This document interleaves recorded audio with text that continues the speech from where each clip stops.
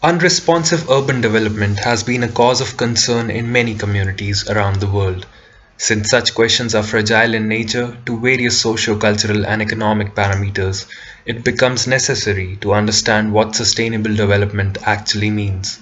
This paper talks about the research related to climate change scenarios, their impacts on the settlements at the northern delta of the Nile Valley, and suitable proposals. The Nile Delta is facing serious threats relating to changing climatic scenarios. The environment will have severe effects on people, economies, tourism, and other minutely connected networks. By the year 2100, the loss of urban clusters in the delta is predicted at 32%, while we stand to lose 52% of the present monuments, 25% of the palm tree cultivation, 19% of agricultural land, stretchable up to 40% in the worst case scenario. Numerous urban-rural settlements at the northern delta are at a threat from such irreversible climatic conditions. One such settlement that lies on the northern delta, a kilometer away from the Mediterranean Sea, is Isbat Burj Rashid, a sister village to the historic Rashid settlement. The comparatively newly found sister village has grown around the Qaitbay fort, previously known as the St. Julian fort, where the famous Rosetta Stone was discovered during the French occupation. The fort today stands on the river edge in a dilapidated state, while having little to no historic significance for the settlement surrounding it. This potential loss of heritage, clubbed with failing economies in the face of climate change, pose a threat not only to the people of the settlement but stand to disrupt larger economic and anthropological networks both nationally and globally.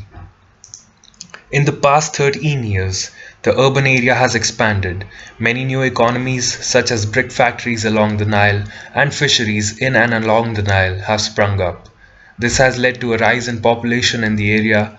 The sister village, presently expanding towards the southeast direction along the spine that connects it to the main village of Rashid away from the city. It is also important to understand the history behind the settlement. The first traces of the settlement are visible in the 1818 map commissioned by the French, which maps the entire length of the Nile. The map from 1926 shows the settlement of Rashid evolving with the topography of the region in close accordance with the number of forts in the Abu Qir Bay.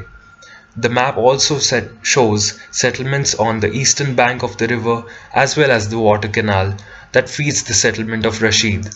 This infrastructural spine has developed through the years. Now, if we overlay the map of 1926 with the present-day map, it shows the shoreline recess due to the excessive river water control. Along with the shoreline changes, the change in meandering river can also be clearly seen.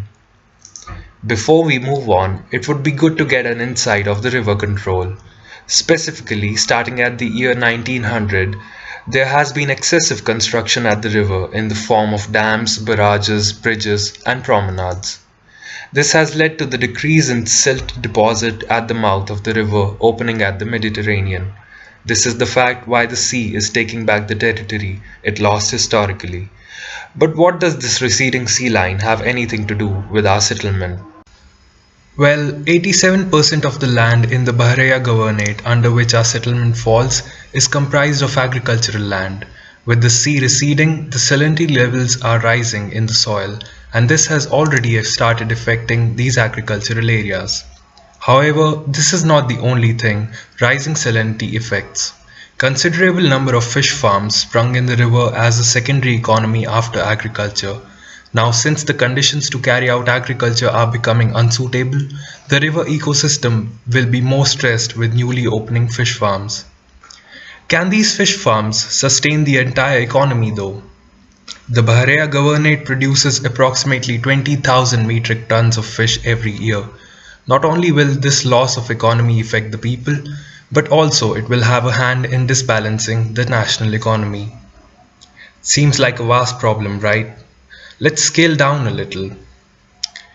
To develop a more focused approach, a 1 by 2 kilometer area around the fort was taken as a case study.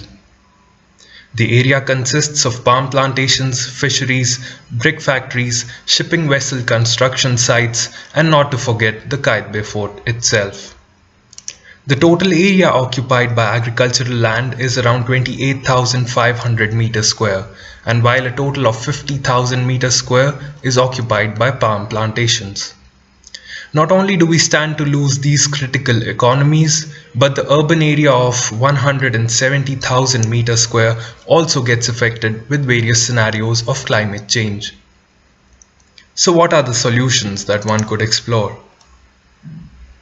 To respond to such a complex problem, a holistic approach was needed. The proposals were addressed at national, delta, regional, and local level. Even though the proposals have a varying scale, all of them tie together while looking at the sustainable development for the settlement dwellers. The proposal not only considered the physical interventions but also the intangible aspects of the social fabric. The issue of governance for the settlement has been a strong one, and this was resolved by proposing agricultural communes centered around the community and the Kite Bay Fort.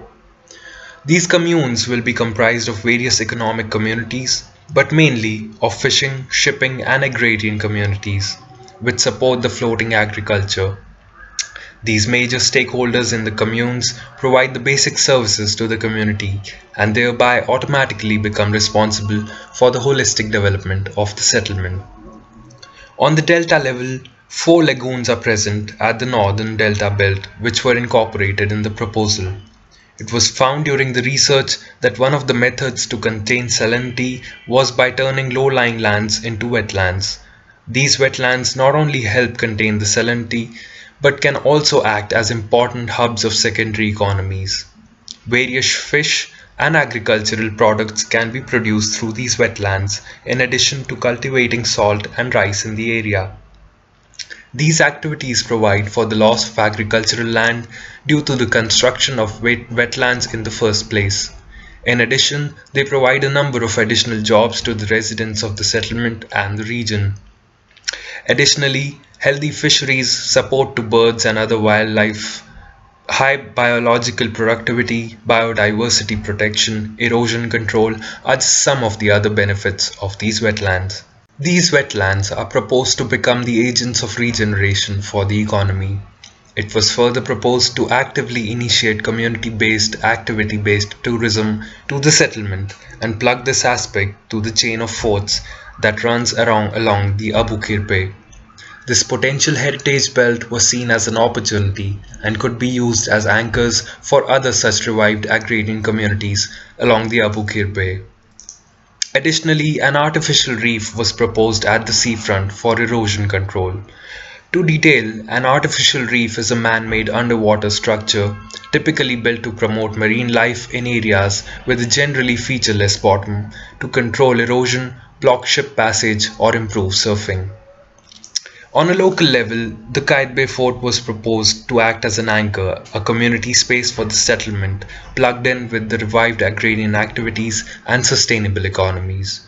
Various low-lying areas in the settlement which face a direct threat from flooding in the face of sea level rise were identified and were turned into water canal passing through the settlement. Other functions such as water purification and energy generation were then added to these canals to make the intervention holistic. Giving the fort back to tourism in its present condition seemed unsustainable. The fort is hardly visited by tourists around the year and the community has no link to the abandoned structure. Therefore, the fort was proposed to be an anchor for the community-based tourism. By becoming a model settlement in the Delta, the area will attract tourists to get involved with the community-based activities such as agriculture, pisciculture, etc., thereby contributing economically to the settlement. While exploring sustainable agricultural techniques in the face of climate change, the idea of floating agriculture stood out. Already practiced in delta regions across the globe, this potential activity has the scope of adapting to inevitable changing geographical landscapes in the near future. And what about the water invading the agricultural lands?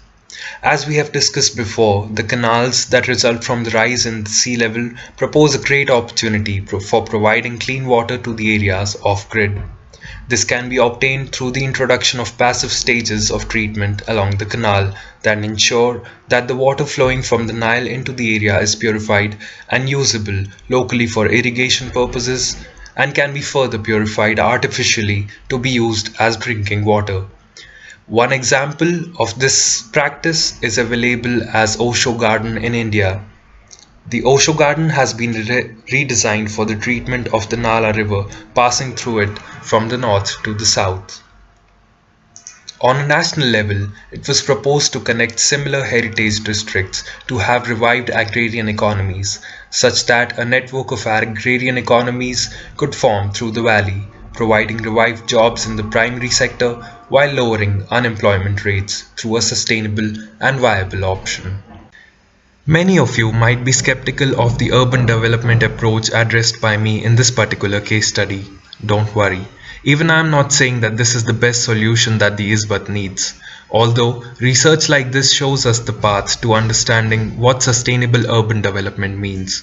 To understand the subject further, the Cairo University will challenge its next spring intake with the same problem and push them to explore a different set of ideas for the same set of challenges.